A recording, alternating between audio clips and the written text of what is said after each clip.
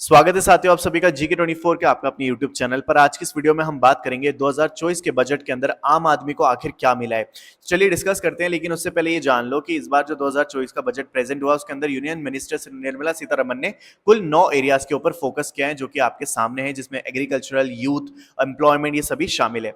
अब देखो यहाँ पे अगर बात करें इस बार के साइज की बजट की, तो वो था 48 लाख करोड़ रुपए 2024-25 का, और ये 6% ज्यादा है हमारे पिछले साल के बजट के मुकाबले।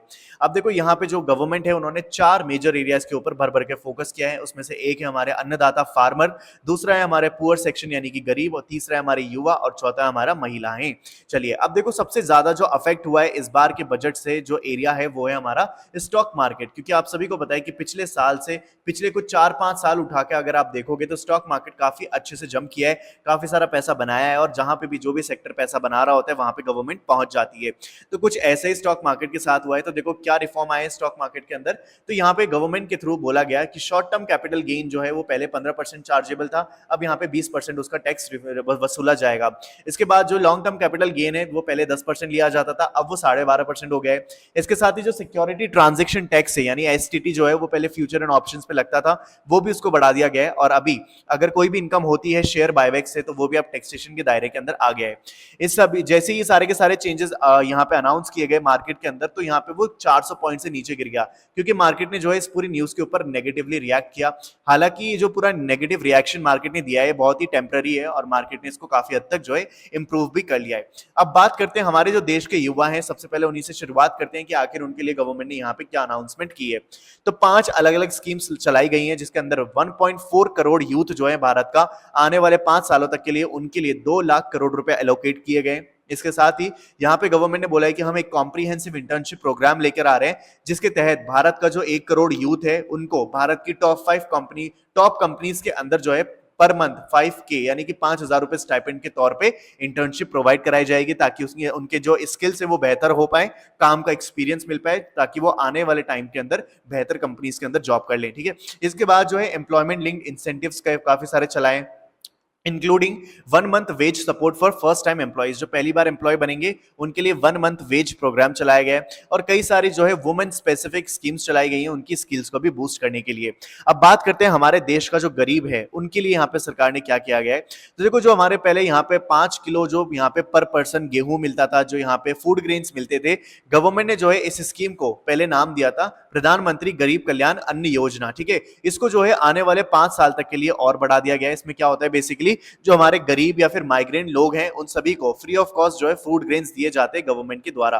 तो ये आने वाले टाइम के लिए 5 साल के लिए और बढ़ा दिया गया है। अब उसके बाद बात करते हैं हमारे देश के अन्नदाता, हमारे देश के पालनहार, जो हमारे किसान भाई है, उनके लिए गवर्नमेंट ने क्या किया है। तो देखो सबसे पहले तो आपको पता है कि जितनी भी खेती होती है, जितने भी खेत होते हैं, वो मोस्टली कहाँ पे होते हैं, रूरल एरियाज के अंदर होते हैं, तो उनका डेवलपमेंट होना बहुत जरूरी है। तो गवर्नमेंट ने यहाँ पे 2.66 लाख करोड़ का जो फंड है वो एलोकेट किया है रूरल डेवलपमेंट के लिए।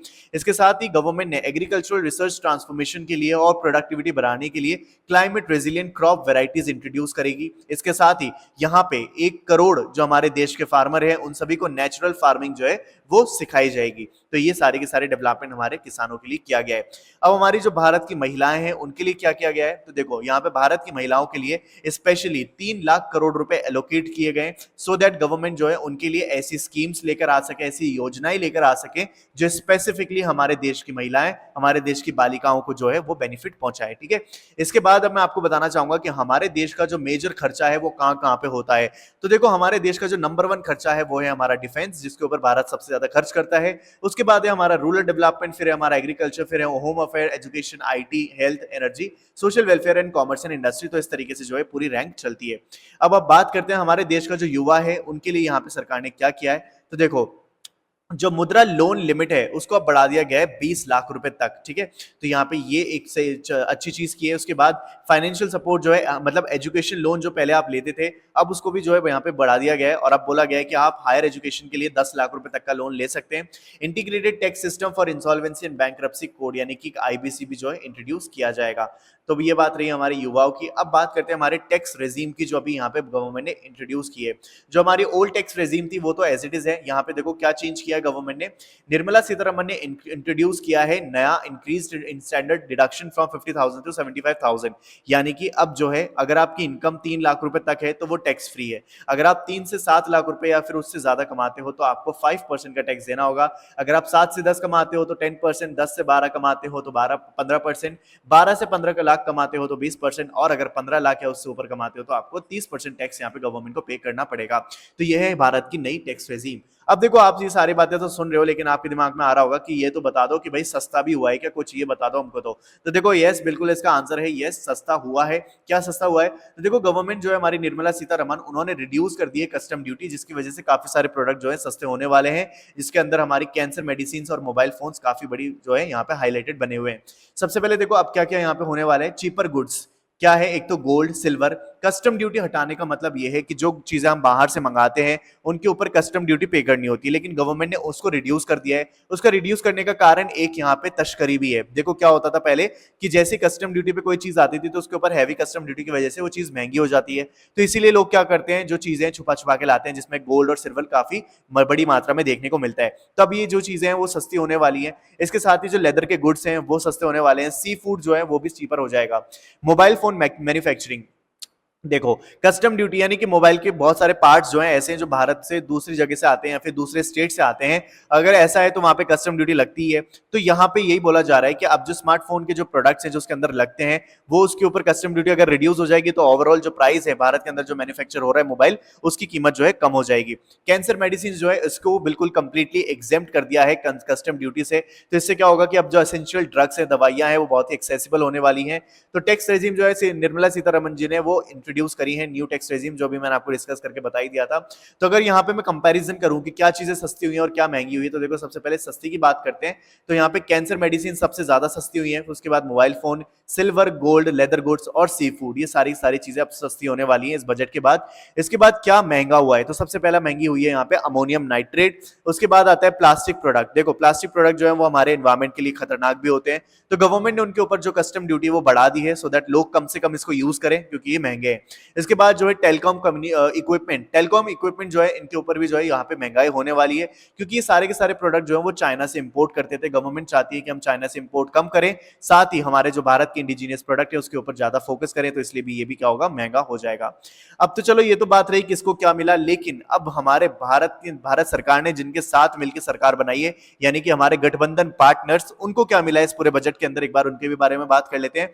सबसे पहले आंध्र प्रदेश की बात करते हैं। तो देखो आंध्र प्रदेश को यहाँ पे 15,000 करोड़ रुपए का जो फंड है वो एलोकेट किया गया है अमरावती कैपिटल के लिए। यहाँ पे क्या क्या होगा, यहाँ पे एक तो पोलावरम प्रोजेक्ट बनेगा और इसके साथ ही फूड सिक्योरिटी के लिए जो है चीजें की जाएंगी। फंड्स प्रोवाइड किए जा रहे हैं यहाँ पे इंफ्रास्ट्रक्चर प्रोजेक्ट के लिए, जिसमें पानी, पावर और रोड शामिल है, यानी काफी अच्छा इंफ्रास्ट्रक्चर बनेगा। इसके साथ ही यहाँ पे बोला गया है कि एडिशनल फंड एलोकेट किया गया है for the Visakhapatnam Chennai Hyderabad Chennai industrial corridor के लिए। और यहाँ पे बैकवर्ड रीजन जो है स्टेट के अंदर, आंध्र प्रदेश के अंदर, उनके लिए भी जो है यहाँ पे बहुत कुछ किया जाएगा। अब बात करते हैं यहाँ पे हमारे बिहार की। तो बिहार के तो बल्ले बल्ले हैं, क्योंकि यहाँ पे बिहार को बहुत सारी चीजें मिली है जिसके अंदर एयरपोर्ट शामिल है, ठीक है। इसके साथ ही यहाँ पे बिहार के लिए आप देखोगे कि 11,500 करोड़ का फंड जो है एलोकेट किया गया है फ्लड कंट्रोल के लिए, क्योंकि आप सभी को पता होगा कि कोसी नदी जो है बिहार की, वो हमेशा बिहार के फ्लड का कारण बनती है, जिससे बहुत सारा नुकसान होता है। तो इसके लिए प्रॉपर मैनेजमेंट किया जाएगा और पूरा फंड जो है इसके लिए एलोकेट किया गया है। इसके साथ ही बोला गया है कि यहाँ पे बिहार के अंदर काफी सारे टेम्पल के कॉरिडोर बिल्ड किए जाएंगे, टेम्पल्स बनाए जाएंगे, जिसके अंदर आपके काशी मॉडल इन बोध गया टेम्पल जो है यहाँ पे बताया गया है। स्पेशल फंड्स जो है यहाँ पे डेजिग्नेट किए गए हैं राजगीर जैन टेम्पल के लिए, जो कि बिहार में है। तो इस तरीके से बिहार का जो है काफी ज्यादा काया पलट होने वाली है इस पूरे यहाँ पे बजट के बाद, ठीक है। तो खैर आज की वीडियो में हमने डिस्कस किया किसको क्या मिला, लेकिन आपके व्यूज और अपने ओपिनियंस के बिना ये वीडियो अधूरी है, क्योंकि मैं जानना चाहूंगा कि आप कितना सेटिस्फाइड हो इस पूरे बजट के देखने के बाद, और आपको क्या लगता है गवर्नमेंट को वो कौन से एरियाज है जिनके ऊपर ज्यादा फोकस करना चाहिए था। अपनी राय जरूर साझा करना मेरे साथ, और अगर वीडियो अच्छी लगी हो तो सब्सक्राइब करना चैनल को। मिलते हैं जल्द अगली वीडियो में।